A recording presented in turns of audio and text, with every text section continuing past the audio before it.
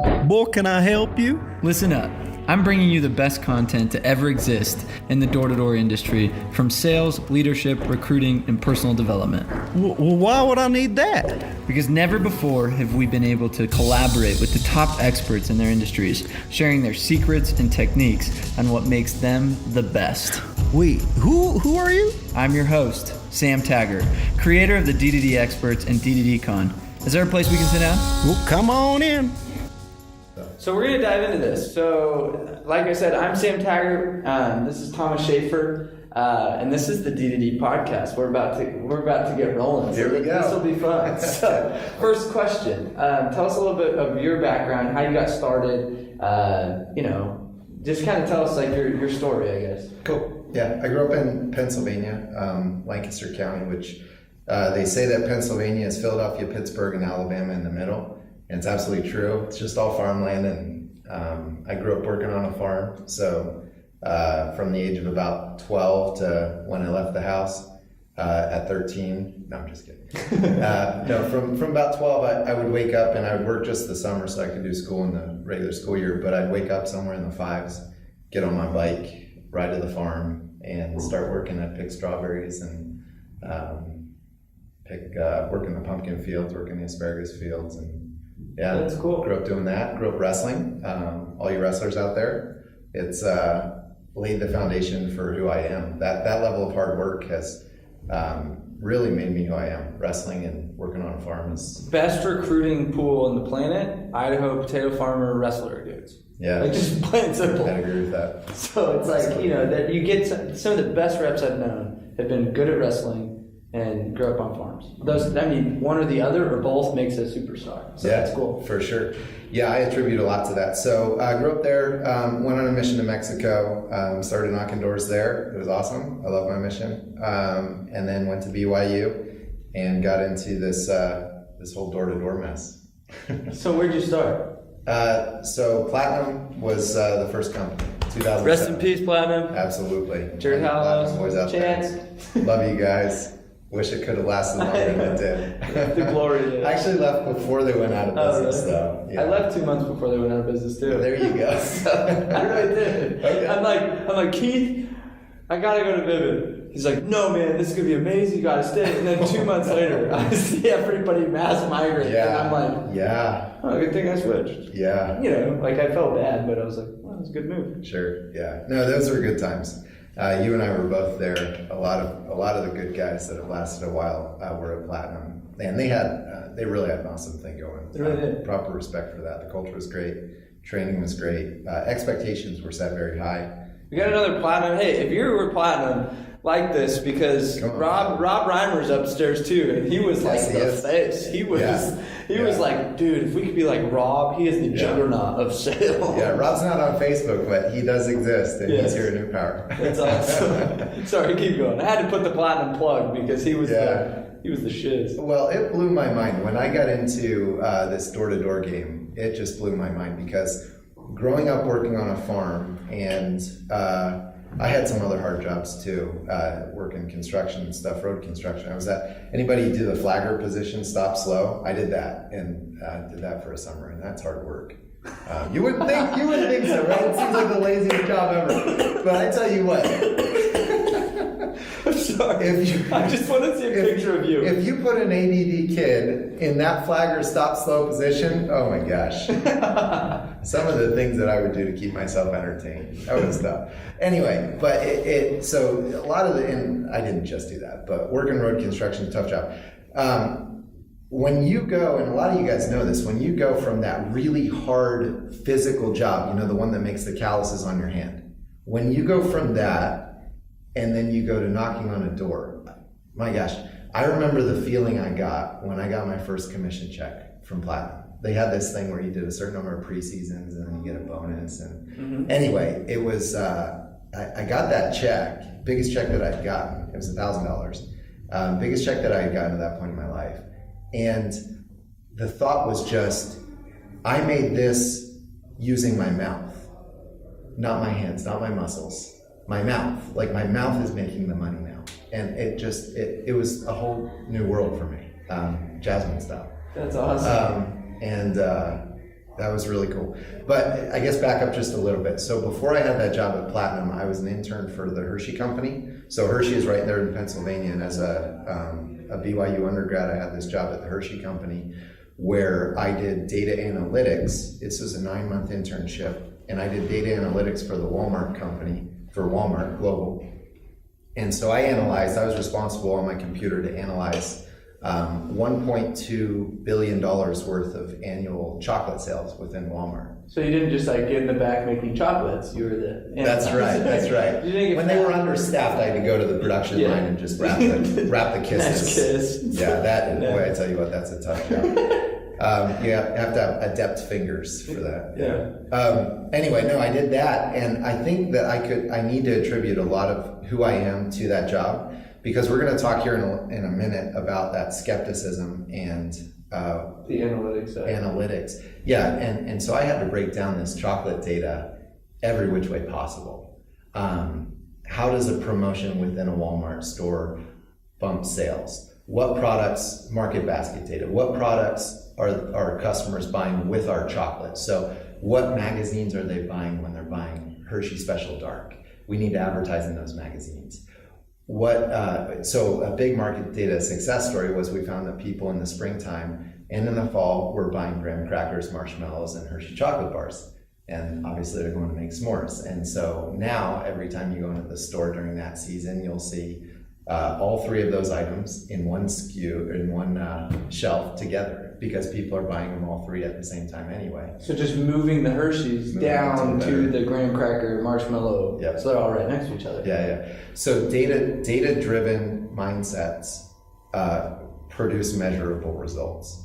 And so being data-driven within that environment was everything, because you're talking, if you can get a 2% bump in sales on $1 billion worth of Hershey chocolates, you're talking a lot of money. And so those little tiny lessons that you could extract from the data would produce very significant measurable results. Which is so applicable to our job. Absolutely. So applicable. Because if you could get one more yes, or like into one more door a day, or into, you know what I mean? Like just all the little micro data that we could track and how much that can result in over a year's time, 3 years' time. Yeah. It's crazy. And we can jam on that in a minute. And even the little lines that you can say. So this one line has given me a 5% boost in sales, which is translated to this many tens of thousands of dollars, which when I teach it to my reps translates to this many hundreds of thousands of dollars. And so replicating that line across multiple people, and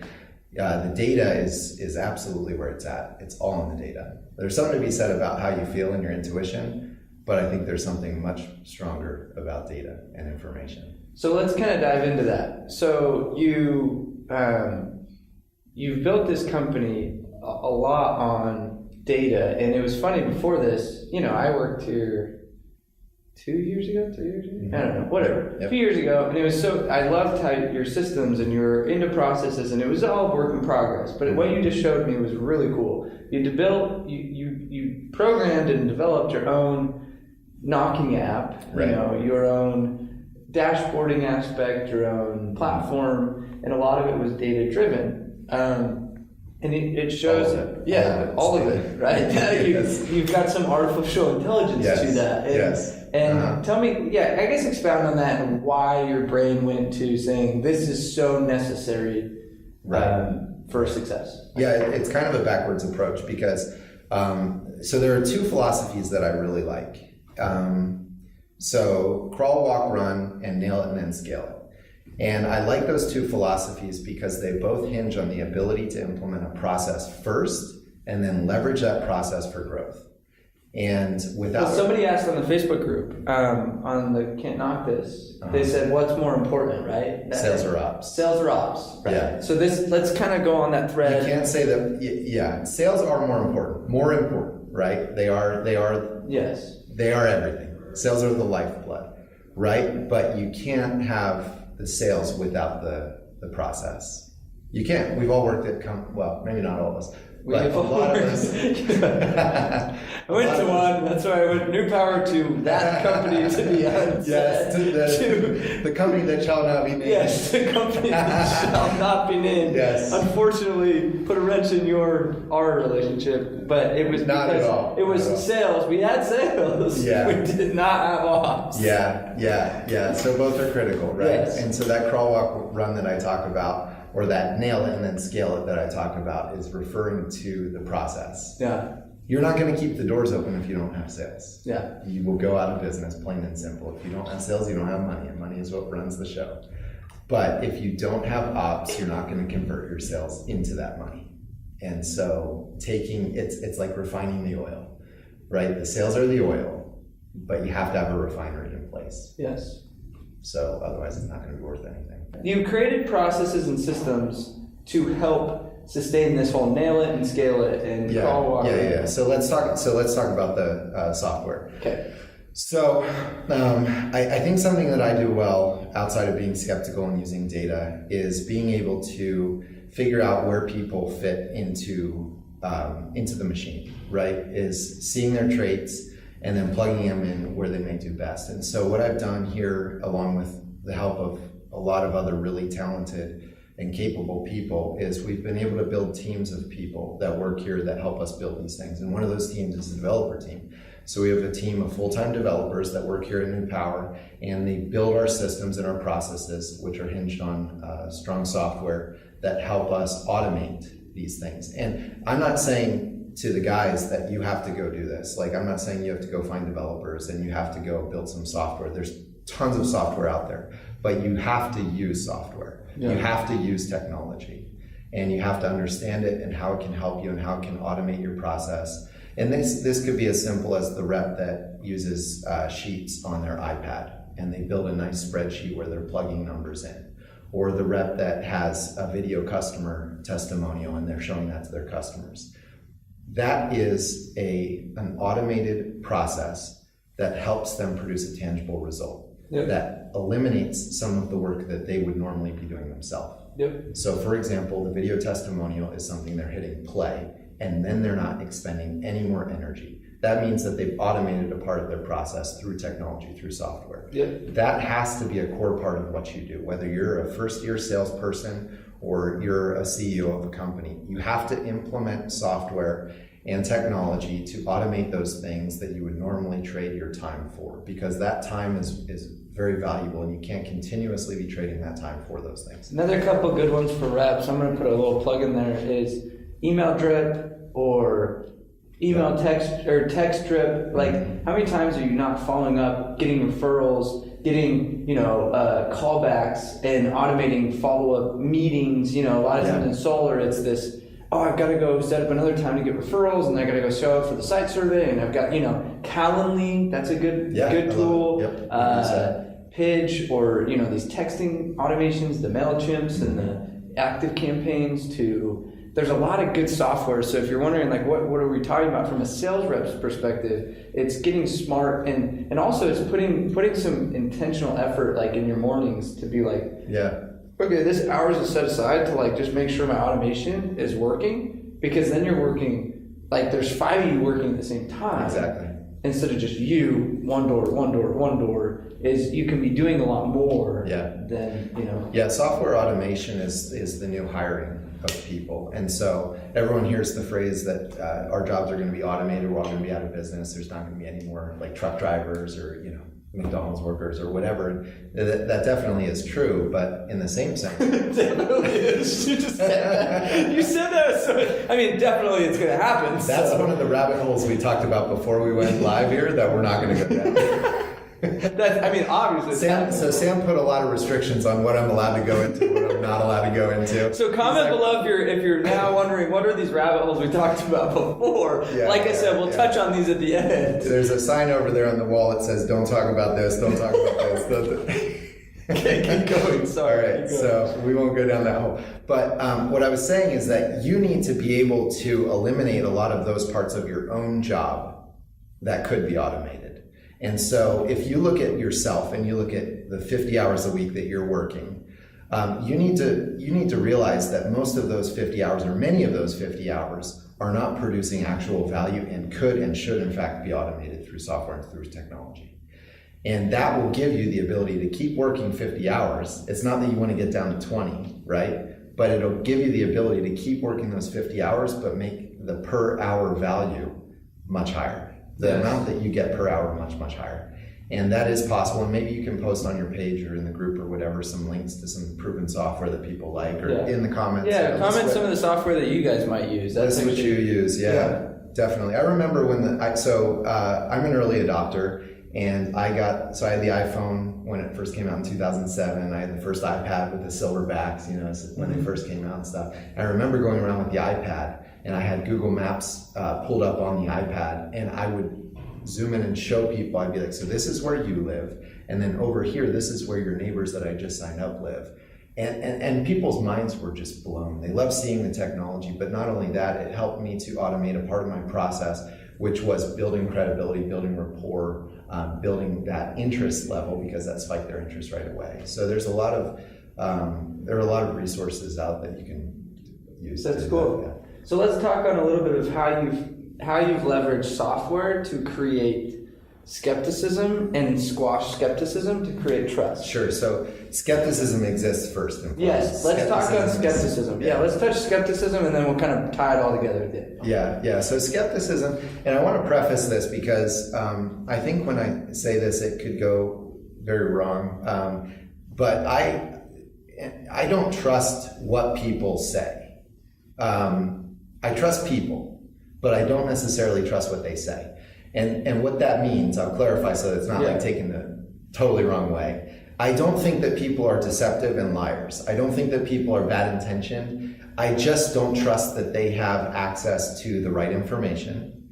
And I don't trust that they have, in every situation, the competence to be able to deliver accurate information to me. I don't think that people even understand themselves well enough to be able to give me the right information. Yes. And so that's what I mean by not trusting what people are saying. And that's kind of the overarching theme of skepticism. It's realizing that people have good intentions and good hearts and will give you accurate information if they're equipped with the right tools and resources to be able to do so. So we're going to apply this. This is what's interesting. We're actually going to apply what you just said to a customer. Sure. Right? Okay. So it's being skeptical from, like, you're a rep. I'm skeptical about what you just said to a customer. Yeah. I don't trust what they're saying. Exactly. How does that apply? And that's backwards, because most reps go into a sales appointment and they're like, I need to get the customer to trust me. Yes. Well, the reality is you need to start by not trusting the customer too. Yes. Not trusting them.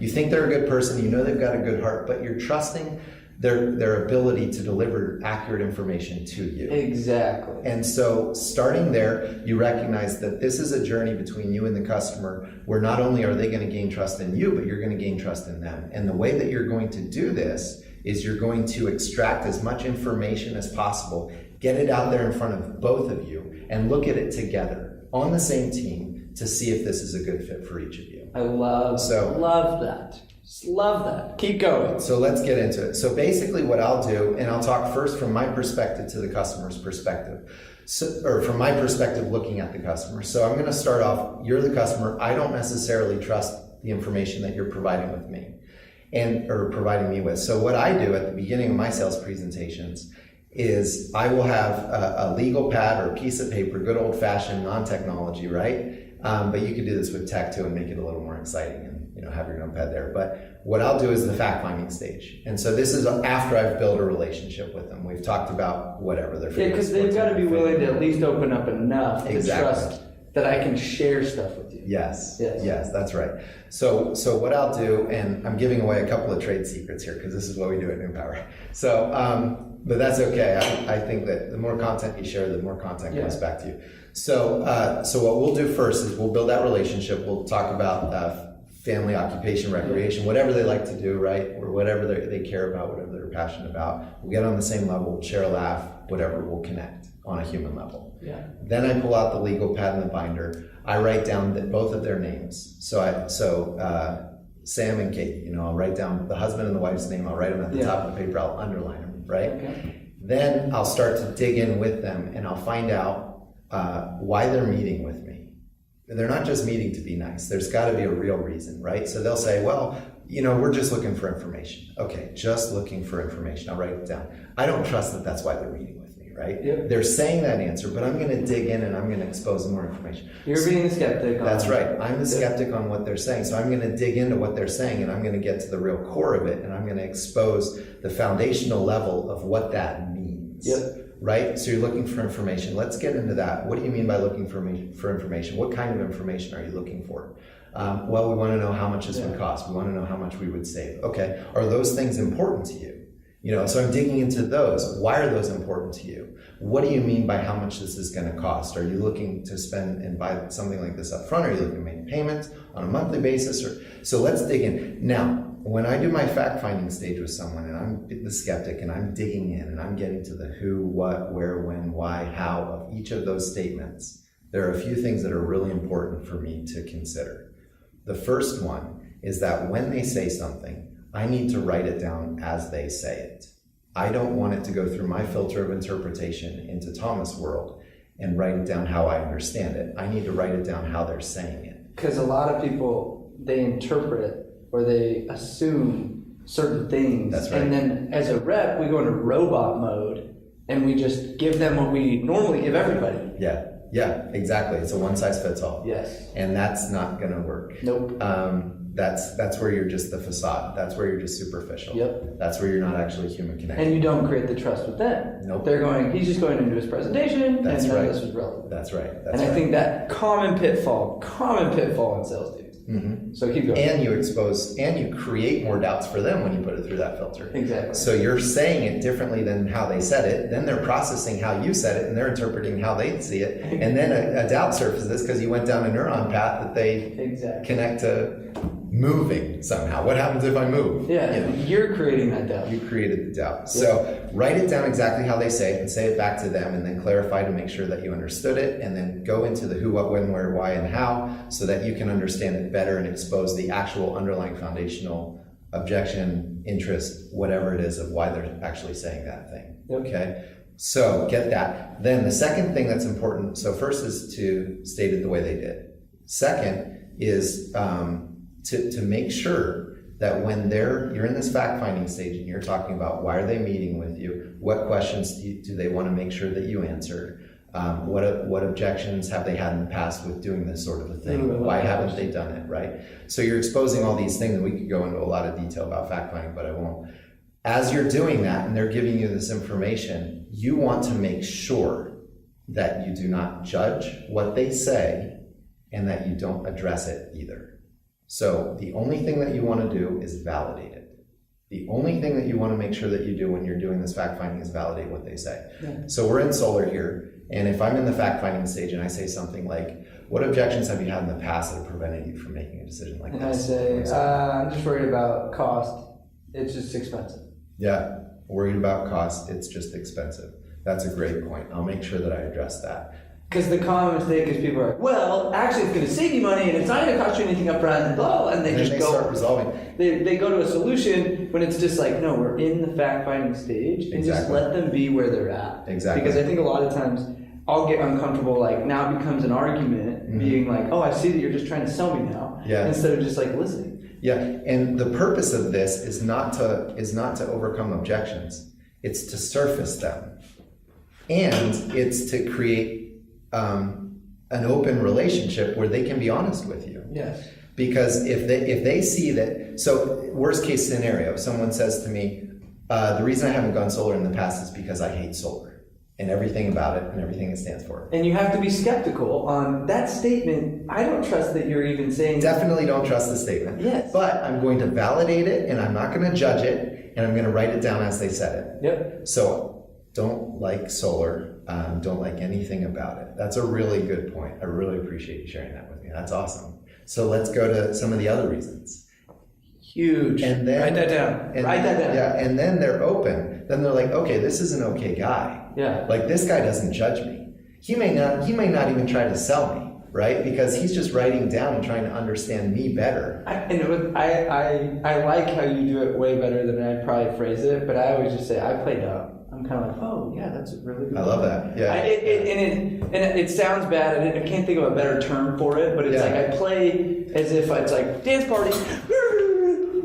All right. I like that, man. 360. Next time 360. Yeah. So I play as if I'm kind of like, this is all new to me. I've never heard that before. Like, I like that. Gosh. And I don't know how to phrase that any other way, but it's just playing like. What it makes me think is just a blank slate. It's a blank slate. Someone that doesn't come with preconceptions. Exactly. And so you're hearing it for the first time, you're internalizing it, you're validating it, you're showing interest in it, and you're not judging it. You're not critical, you don't care. They can come with their baggage and you're okay with it, right? And that's going to be how you form that human connection, so that not only are they going to trust you with their objections, they're going to trust you with their information, but they're going to try harder to understand why those are objections and why they surface that information, so that they can help you get to the core of it, so that they can help you get through the skepticism that you feel about what they're saying, and they can help provide you with accurate information.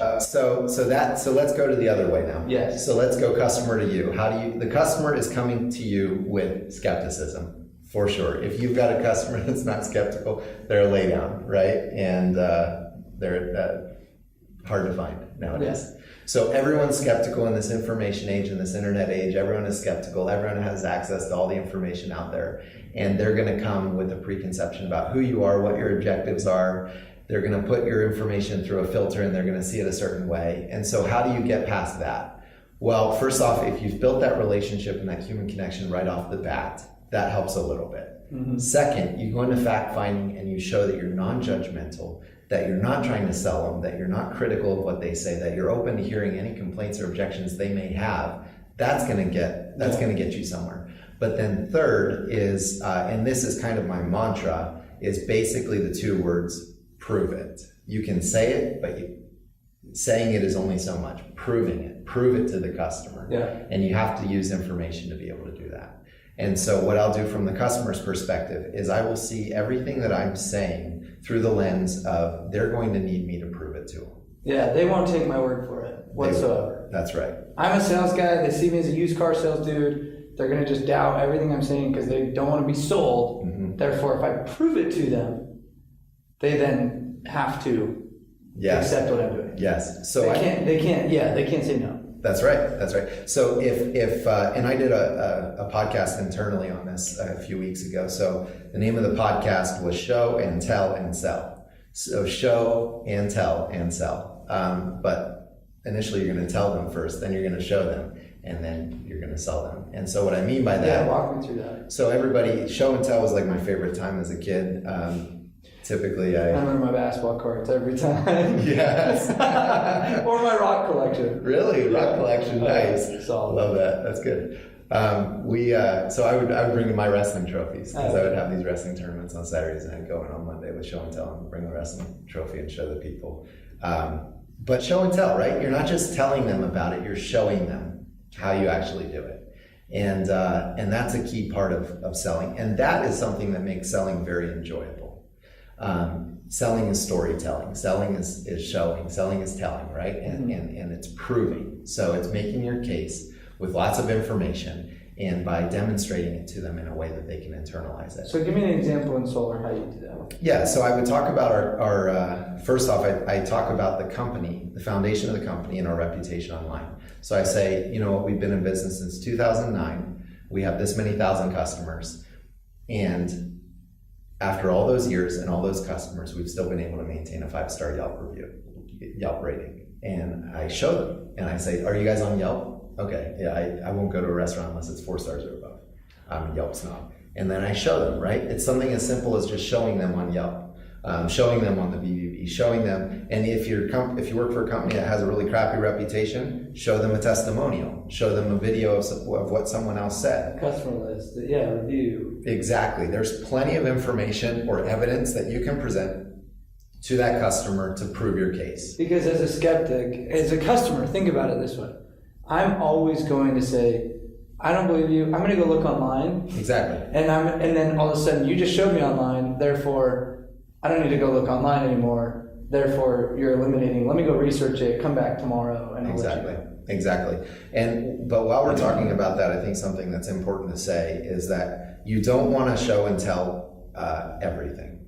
The reason I do fact finding first before I go into presenting is because I want to identify what they come with. What they care about. And what they care about. I want to know where my targets are before I start shooting, because I don't want to just throw mud up against the wall and see what sticks. I don't want to just start firing my arrows with a blindfold on. I want to know exactly what they care about, what they know, what their objections have been, and I want to out those. I want to surface those.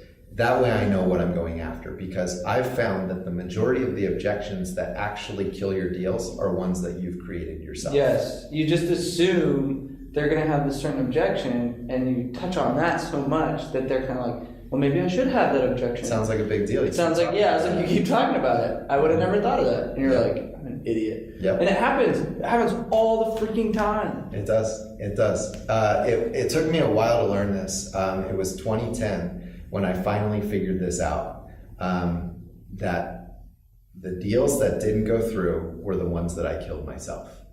And most of the time it was because I said too much rather than saying too little. How many times have you watched a first-year rep or not a top performer? They go in and it's a laydown. It's that, we found a laydown, yes.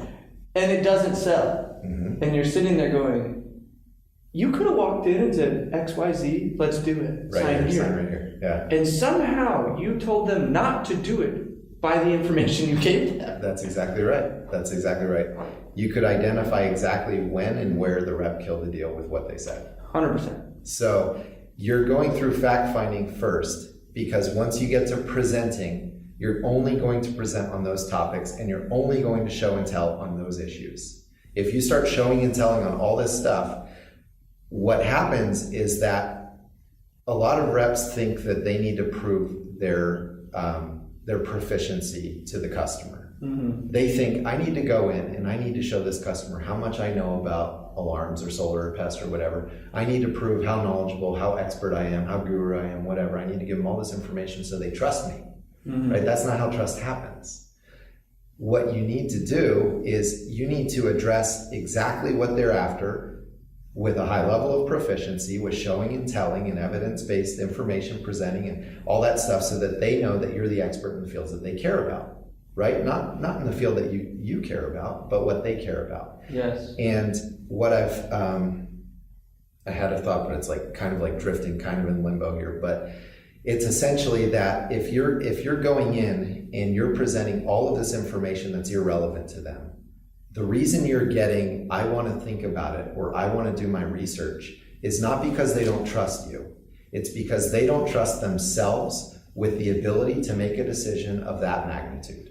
Ding, ding, ding. Like, write that down, because it's like, it's everybody asks. I mean, it's so funny. I was going through all the podcasts that I've done in the past, and I was like, which ones have been the most popular? And I did one that was called Urgency Hack.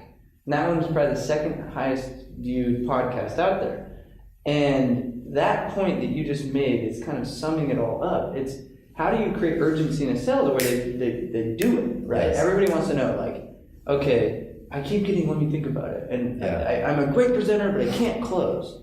Well, closing, all it is you've presented enough facts to where they can justify saying, I trust myself in releasing my money to you because I'm comfortable in like this transaction. Yes, it's I trust myself enough to make the decision here. Exactly. The information that you've presented addresses with a high level of proficiency the issues that I came with about this topic. And what's crazy is going into the sale, and this is what you made, the point that I want to reiterate that he made, that a lot of you guys probably just went right over your head, was at the beginning, you can't trust that they even know enough sitting down at the beginning of the meeting. They don't know enough about themselves to even ask the right questions. They're coming in with, I don't like solar because I think it's stupid and it's not even helping the planet, right? That's what they came in with. But they don't even trust that that's even a true objection. They don't even know in their own minds why they wouldn't do it. but they're coming up with a surface level objection to validate their feeling of I don't like the uncomfortableness of making commitment. Yeah, and if you're not skeptical, you're going to see that and you're going to try to attack that. Exactly. But that's not the real one. That's one. not the real objection. And so you have to be skeptical enough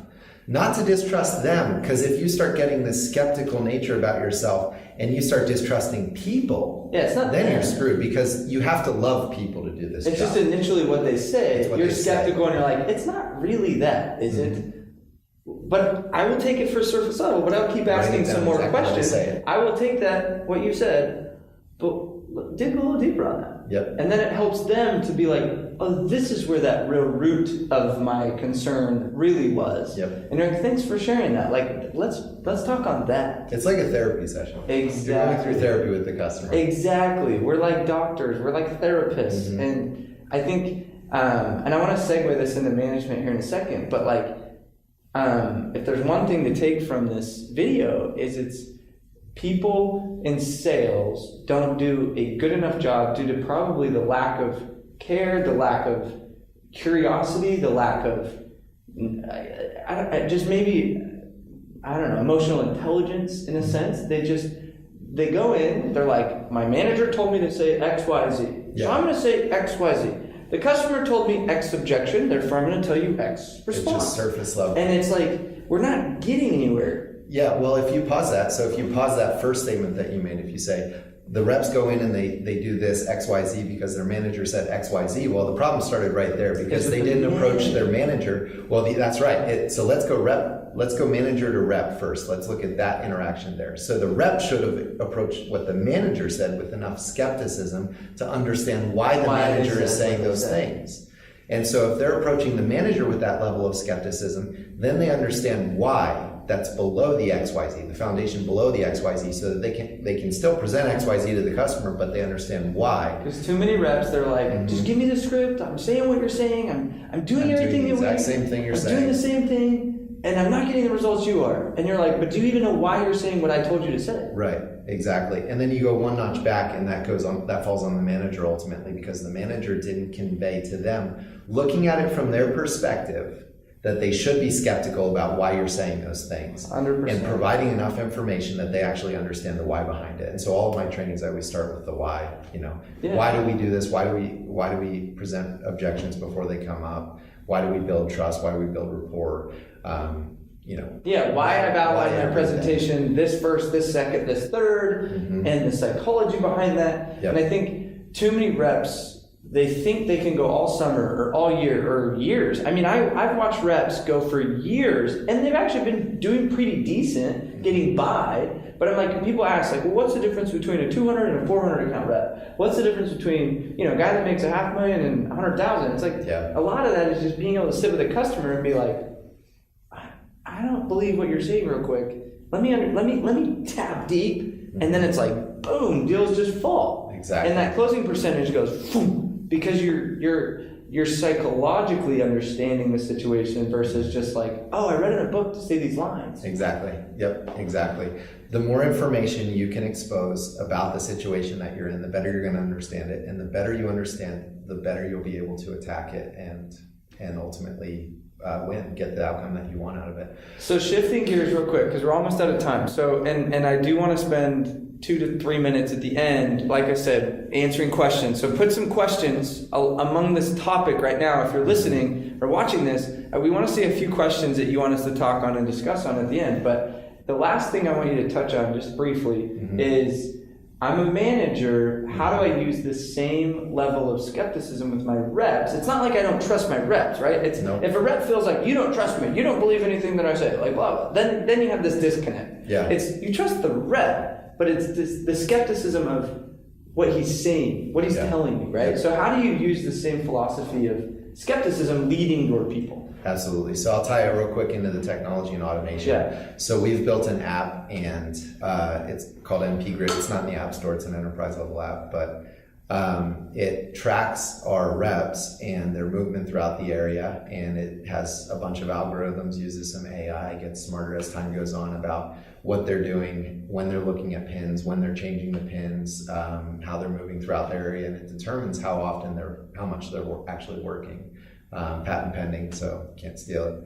But Watch out, Spotty on self-driving. Just kidding. yeah, we would license it to you though. But it tracks that, and so it eliminates the idea of self-deception from the rep, because it gives us a very accurate analysis of how much they're really working, how many hours they're actually putting in. Yeah, because if you're leading people, I want you to ask yourself how many times you've heard, "Oh, I worked so hard this week," and it's like, you know what I mean? And you're like, and you start to be skeptical. You're like, okay, what does that really mean when you say I work so hard? Because I've done that where then I'm like, okay, rep, I want you to track every person that was a homeowner that you actually talked to today.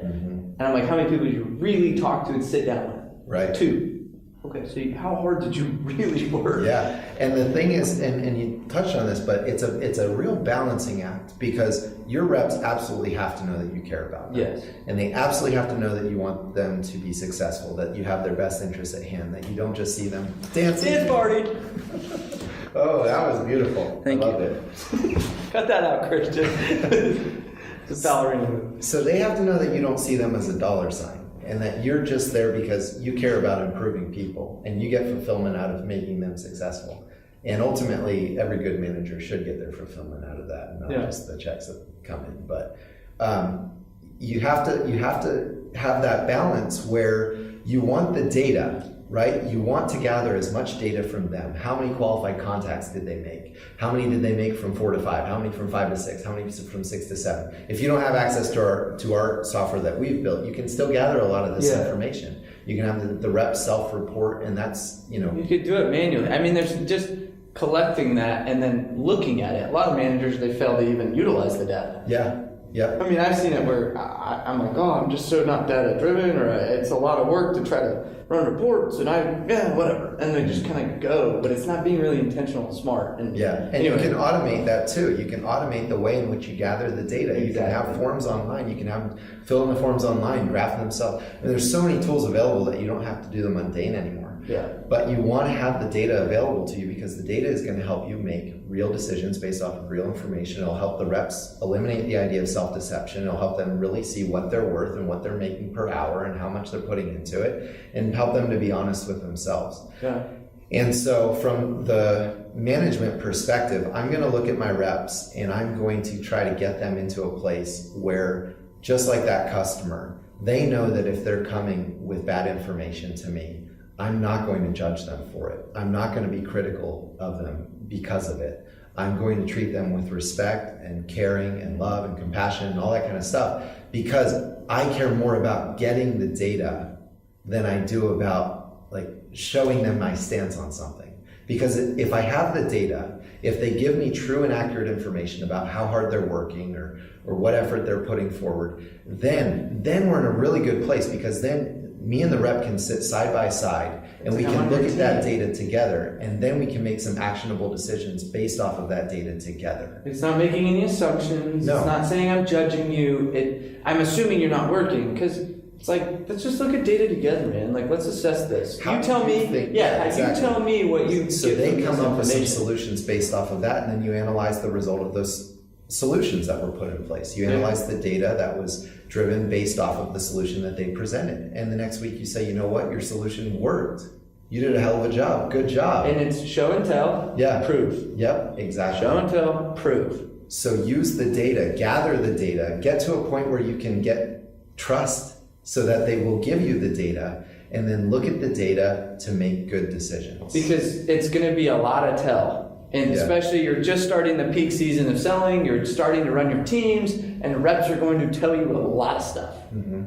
But it's got to be show and tell. Yep. Because they will say, and then, how many times where I've had a technician find a dude at a McDonald's for 5 hours, you know what I mean? He's still there, Sam. And it's just like, and then they'll come home and they'll tell me they don't know I had a guy spying on him or whatever. And then they'd be like, no, dude, I've been working super hard. I'm like, really?